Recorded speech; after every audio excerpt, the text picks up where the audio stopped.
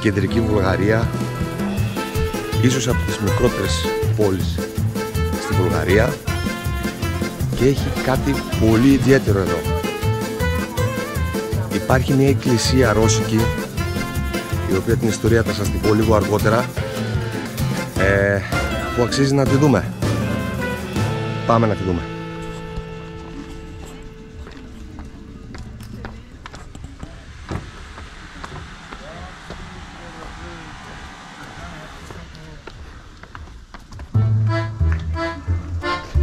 Είναι εντυπωσιακή πάρα πολύ. Δυστυχώς βλέπω ότι κάνουν ανακατασκευές. Κοιτάξτε που είμαι. Είναι πάρα πολύ όμορφα. Θα μπούμε σε λίγο και μέσα. Κοιτάξτε όμως πως είναι το έξω.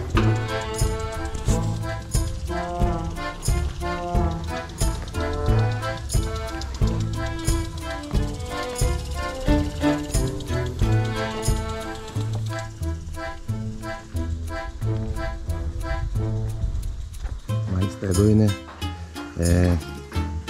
νεκροταφείο για τους Ρώσους που έχουν πολεμήσει εδώ και έχουν βοηθήσει στο να απελευθερωθεί η Βουλγαρία από τους Τούρκους. Έχει γίνει μεγάλη μάχη, όχι ακριβώς σε αυτό το σημείο, αλλά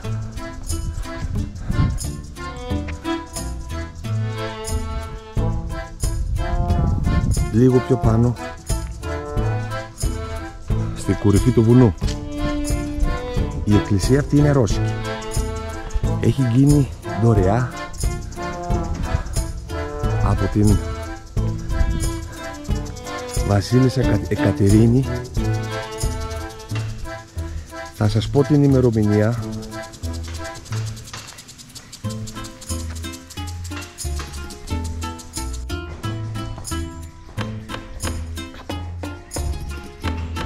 Είναι πανέμορφα.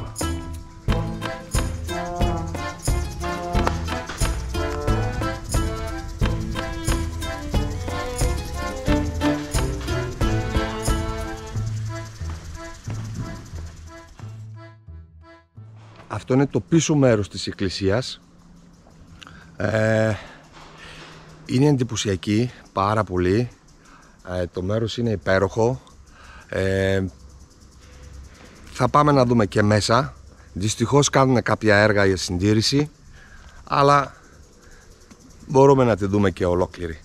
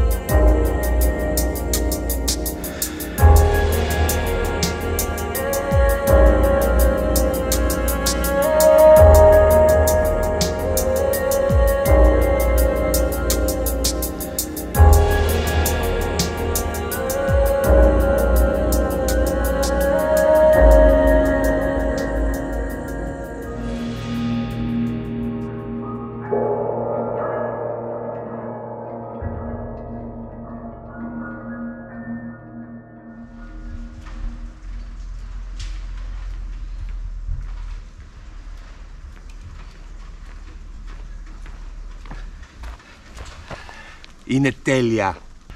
Αξίζει να το επισκεφτείτε. Εάν ποτέ βρεθείτε σε αυτά τα μέρη στη Βουλγαρία, αξίζει.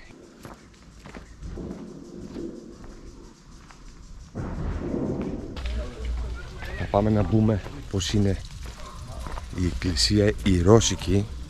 Μπορεί να είναι στη Βουλγαρία αυτή η εκκλησία, αλλά είναι ρώσικο στυλ. Πάμε να δούμε.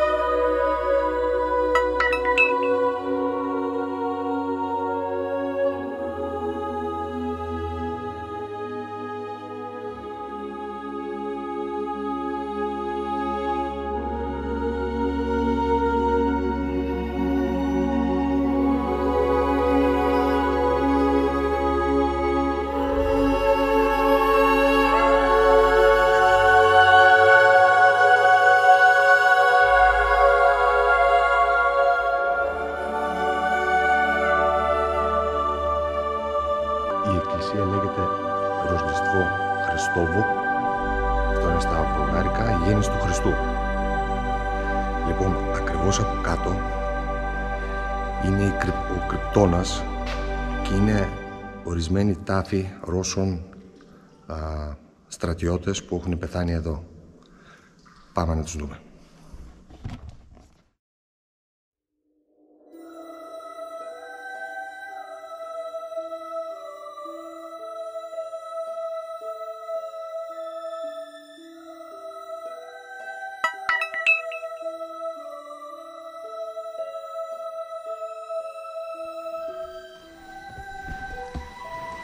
Υπάρχει και έκθεση εδώ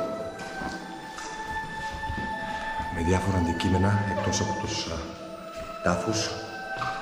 Η εκκλησία έχει χτιστεί το 1902, οπότε θα σας δείξω και ορισμένα πλάνα, αρχείο, μάλλον φωτογραφίες από την τότε εποχή.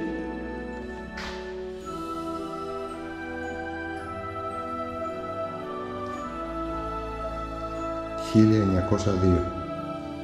Αυτή ήταν η αρχική του μορφή.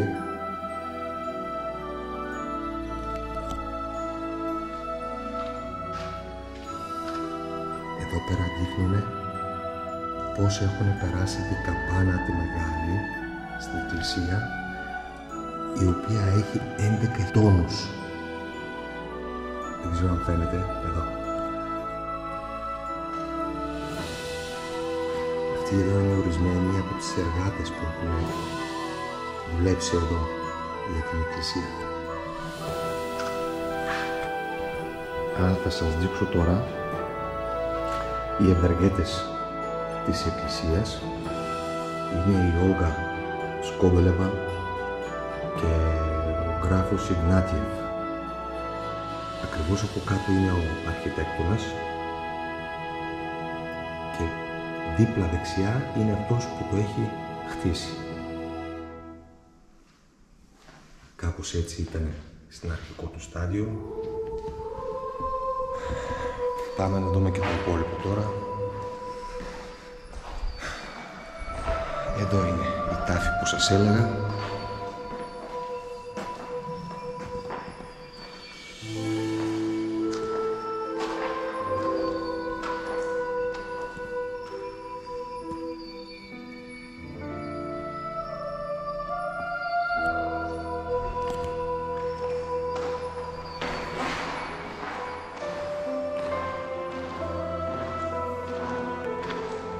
Έχει και από εδώ.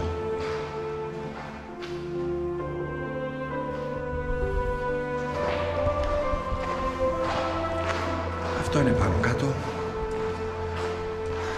Πάμε να ανεβούμε τώρα.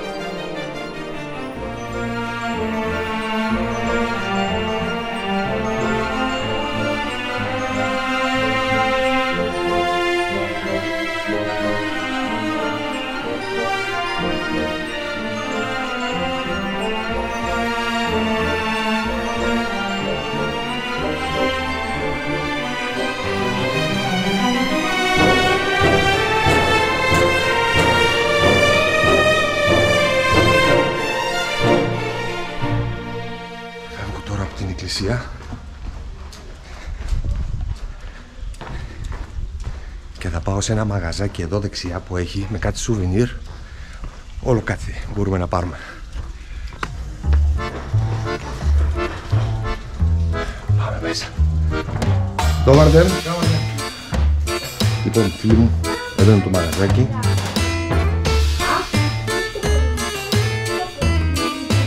Έχει διάφορες εικόνες.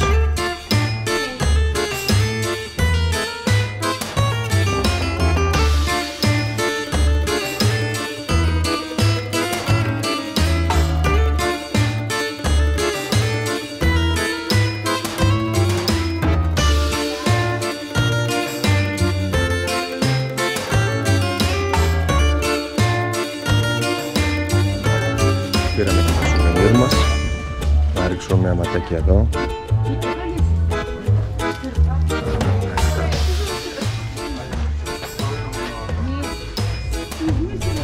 Αυτά εδώ είναι, φτιάχνουν και από το ροδέλιο. Είναι διάφορα σαπουνάκια, κρέμες και γίνονται όλα από το ροδέλιο. Το τριαντάφυλλο.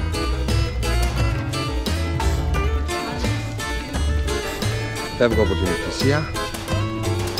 Ο καιρός είναι υπέροχος. Πρέπει να είναι γύρω στους 30 βαθμούς.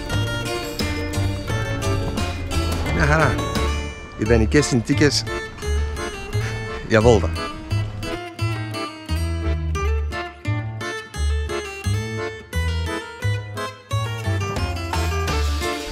Κοιτάξτε εδώ τι έχει.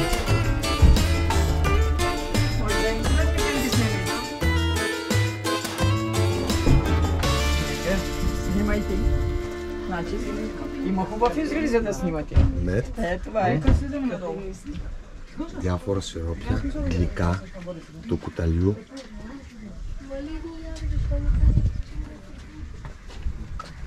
Τέλεια. Μερσή. Чух нещо на какъв език говорите. Μιλάτε ελληνικά? И γιαγιά ми Нида, ти го е Нида. Едно и ми фери γιαγιά. Едно γεννήθηκα στη Βουλγαρία. Μπράβο, τέλεια. Άμα τα ξέρω, παβαβά. Πολύ καλά τα ξέρετε. Παβαβά τα ξέρω. Πολύ καλά τα ξέρετε, πολύ καλά. Κάτι είπες έτσι, γιαγιά. Γεια. Αυτά είναι. Παντού υπάρχει ένας Έλληνας. Παντού. Η γιαγιά της κυρίας είναι από την Ελλάδα. Έχει κινηθεί στη Βουλγαρία. Απίστευτο. Απίστευτο.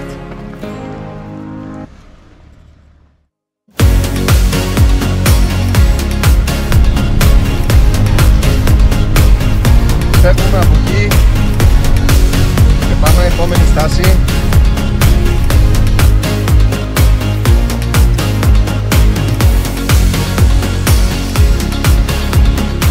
Έχουμε φύγει από τη κοιλάδα των Τραντάφυλλων, αυτό το πανέμορφο μέρος, και έχω έρθει σε μία από τις κορυφές του, το μεγάλο βουνό αυτό που διασχίζει από τη μία άκρη της Βουλγαρίας μέχρι την άλλη. Λέγεται Στάρα Πλανινά το βουνό αυτό. Έχει πάρα πολλές κορφές. Το ιδιαίτερο όμως σε αυτή την κορφή είναι ότι υπάρχει ένα μεγάλο εθνικό μνημείο. Θα σας το δείξω αμέσως τώρα.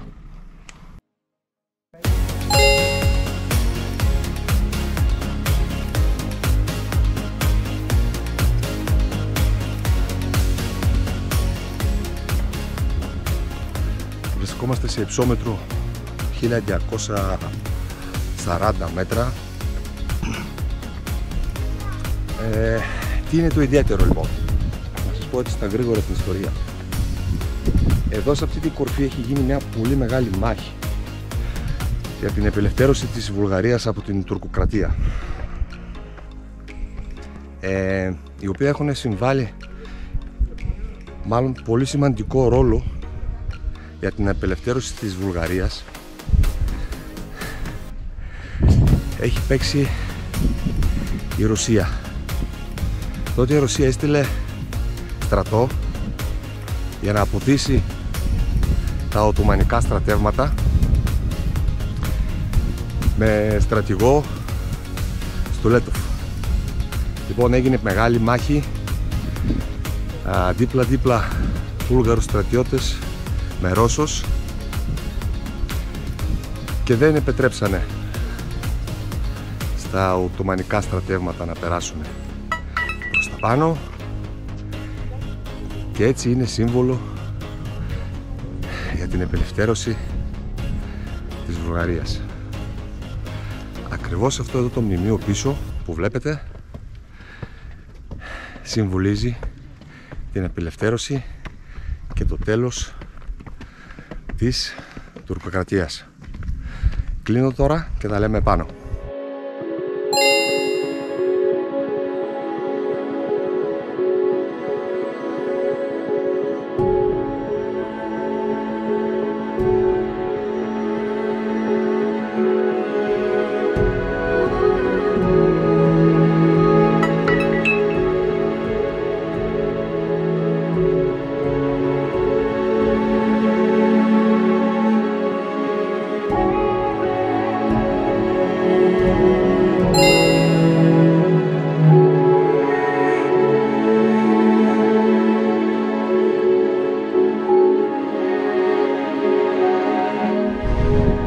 Λοιπόν, είμαστε πάνω δίπλα στο μνημείο. Θα το δούμε λίγο. Να το.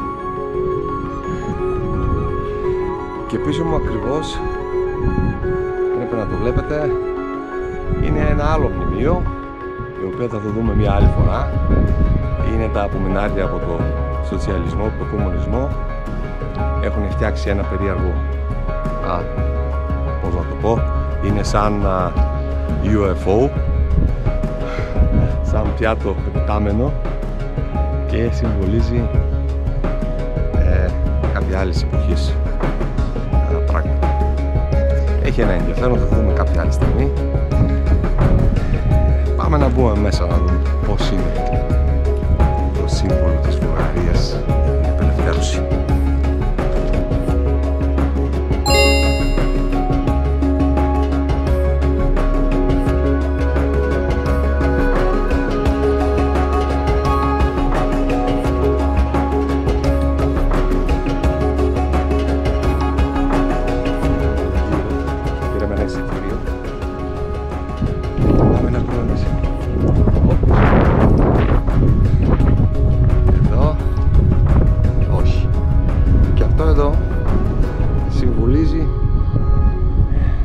Που έχει γίνει η μάχη το 1878.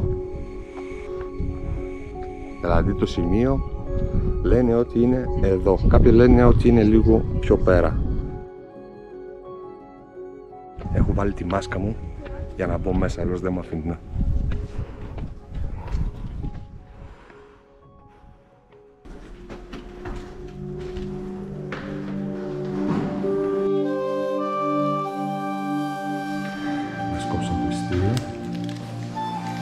Εδώ έχει ένα οπλοβόλο, πολυβόλο μάλλον. Εδώ κάποιο μνημείο. Έχει και κάτω κάποιο σταθμό. Δύο στρατιώτες πιο κάτω.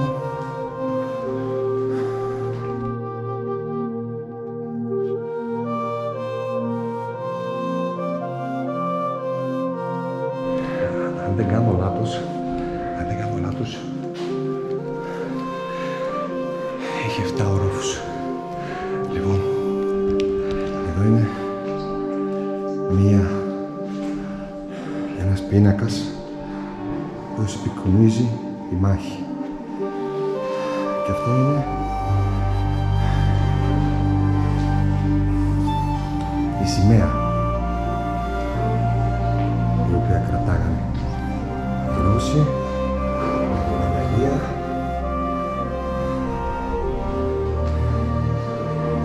Εδώ είναι ο στρατηγός του Λέτοφ, μάλιστα. Και αυτός είναι ο άλλος στρατηγός, ο Γκουρκό.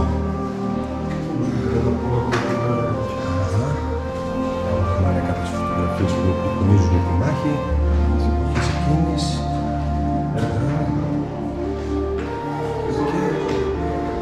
Εδώ είναι κάποια στρατηγοί, Βούλγαροι και Ρώσοι. Αυτός είναι ο αυτοκράτορας Αλεξάνδρ Δεύτερος, ο Ρώσος. Γενικώς έχει πολλή ιστορία. Στην ουσία είναι μουσείο μέσα.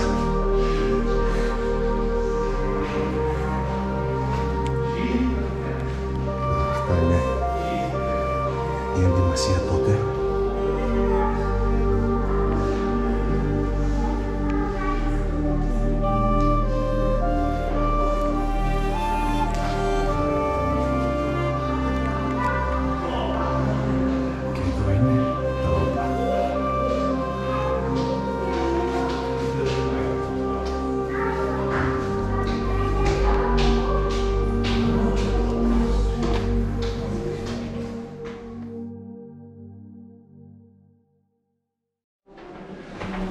Φτάσαμε στο 7ο όροφο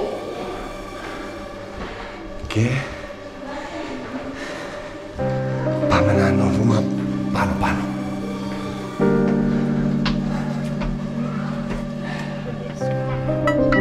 Εδώ είμαστε.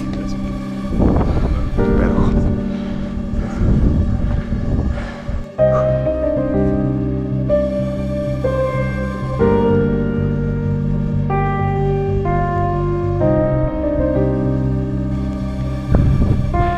Είμαι στα 1320 μέτρα υψόμετρου.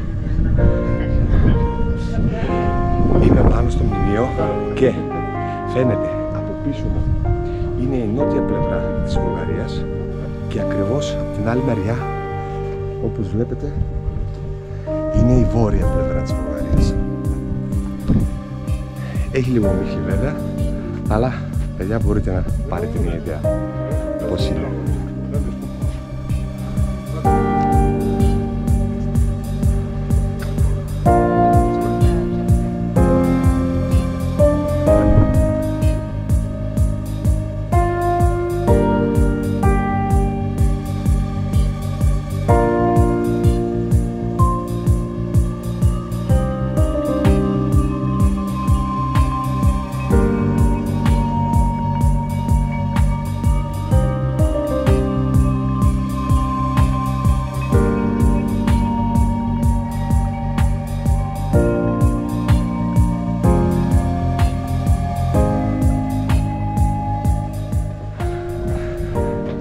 Ακούσατε και τον αέρα που έχει, έτσι, εδώ έχει πάντα αέρα.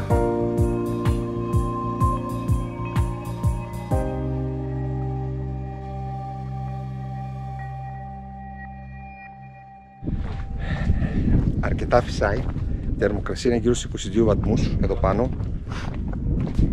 Βέβαια να ανέβεις έχει 100 σκαλιά, όπως βλέπετε. Έχει αρκετό κόσμο. Φεύγουμε από εδώ μέχρι την επόμενη στάση. Μείνετε μαζί μου.